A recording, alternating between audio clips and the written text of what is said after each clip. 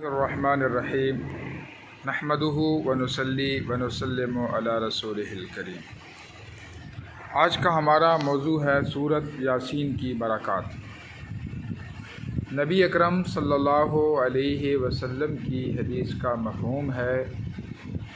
سورۃ یاسین قرآن پاک کا دل ہے، اور نبی صلی اللہ علیہ وسلم نے فرمایا کہ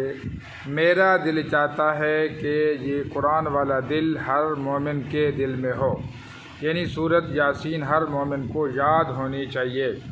سورۃ یاسین ہر مومن کو یاد ہونی چاہیے، یہ نبی اکرم صلی اللہ علیہ وسلم کی خواہش اور تمنا تھی۔ اور حدیثوں میں آتا ہے کہ زمین اور آسمان کے بنانے سے 1000 سال پہلے اللہ تعالیٰ نے اپنے عرش پر سورۃ یاسین کی اور سورۃ طٰہٰ کی تلاوت فرمائی، اور اللہ تعالیٰ کی ذات کا کلام اور اللہ تعالیٰ کی ذات سے ہی جب پڑھا گیا، فرشتوں نے اس کو سنا تو فرشتوں نے کہا کہ کتنی مبارک وہ امتیں اور زبانیں اور وہ سینے ہوں گے جو اس کلام کو اپنے سینوں میں محفوظ کریں گے، اپنی زبان سے پڑھیں گے اور اس کو اپنے دماغوں میں محفوظ کریں گے۔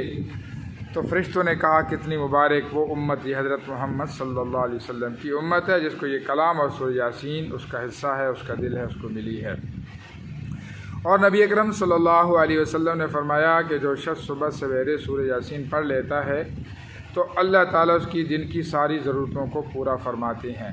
سورۃ یاسین کو ایک دفعہ پڑھ لینا 10 قرآن پاک ختم کرنے کے برابر اجر ہے۔ قرآن پاک کو ایک دفعہ پڑھنا 10 مرتبہ قرآن پاک کو ختم کرنے کے برابر ہے۔ اس لیے حکم ہے جب کوئی مردے اپنے یعنی کہ آخری حالت میں ہوں اور روح قبض ہونے لگے، روح میں تکلیف پہنچ رہی ہو، تو سورۃ یاسین ان کے پاس بیٹھ کر پڑھو۔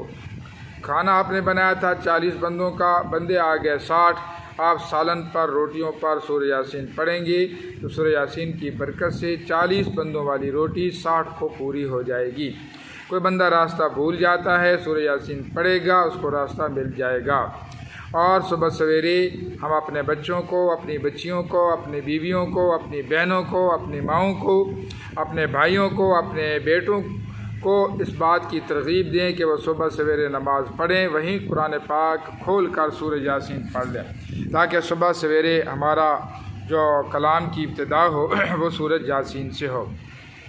اور سورۃ یاسین کی تقویت، اس میں ایک واقعہ آتا ہے، وجاء من اقصى المدينة رجل يسعى قال يا قوم اتبعوا المرسلين اتبعوا من لا يسألكم اجرا وهم مهتدون، کہ وقت کے نبی نے لوگوں کو دعوت دی کہ لوگوں ایمان لے آؤ، کامیاب ہو جاؤ گے۔ تو جو کافر لوگ تھے انہوں نے اس نبی کو تکلیف پہنچانا شروع کی، تو دور دراز سے ایک بستی کا آدمی اس نے دیکھا تو وہ آیا، اور اس کے قوم کے لوگ تھے۔ اس آدمی نے اپنی قوم کو سمجھایا سلجھایا کہ میری قوم دیکھو، یہ تمہیں اچھی باتیں بتاتے ہیں، تم سے کوئی پیسے نہیں لیتے، کوئی روٹی نہیں مانگتے، کوئی تمہیں کسی قسم کی جو ہے دنیاوی ضرورتوں کا تقاضا نہیں کرتے، تم ان کی بات کو مان لو، اور یہ تم سے کوئی اجر کا، کسی قسم کے اجر کا کوئی نہ تقاضا رکھتے ہیں، نہ ان کے دل میں کوئی طلب ہے۔ تو اب وہ جو قوم تھی اس نے نبی کو چھوڑ کر اس بندے کو مارنا کوٹنا شروع کیا کہ تو ہماری اپنی برادری اور قوم کا بندہ ہے، تو بھی اس نبی کے ساتھ ہو گیا، اور اس کو اتنا مارا پیٹا، اس کو زمین پر لٹا دیا، اور پوری قوم اس کے سینوں پر چڑھ گئی، اور اس کے اوپر کود کود کر اس بیچارے کا برا حال کیا۔ جب اس کی روح نکلنے لگی تو اس کی زبان کے جو آخری الفاظ تھے اتنی طاقت والے کہ اللہ نے ان الفاظ کو سورۃ یاسین جو قرآن کا دل ہے اس کا حصہ بنایا۔